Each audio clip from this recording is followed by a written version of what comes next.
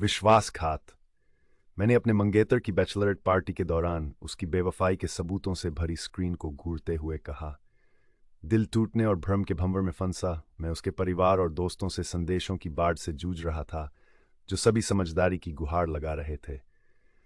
मैंने केवल उसकी बहन को जवाब दिया, उनके आपत्तिजनक बातचीत का स्क्रीनशॉट भेजा।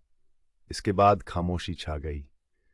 मैंने अपने बचपन के दोस्त, जो हमारे व्यवसाय का सह मालिक भी है, से अपनी बात साझा की, जिसने समर्थन दिया और एक बहुत ज़रूरी छुट्टी का सुझाव दिया। मैं अभी भी एक होटल में ठहरा हुआ था, एक अन्य दोस्त के स्थान पर जाने की योजना बना रहा था, लेकिन किसी विदेशी देश की अचानक यात्रा का विचार आकर्षक था। दिन बीतने के साथ मैंने अपनी मंगेतर का सामना करने की ताकत पाई।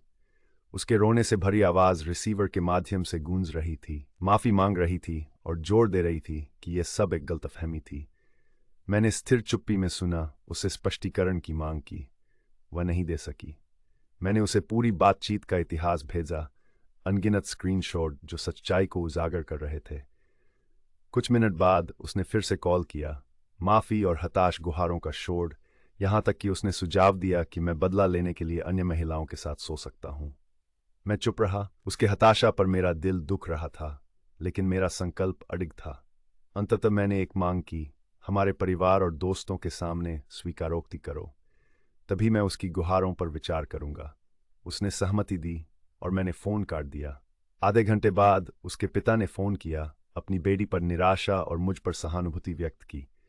उसकी मां ने समझदारी की गुहार लगाई, जोर देते हुए कि उनकी बेटी अपने कार्यों पर पछता रही है।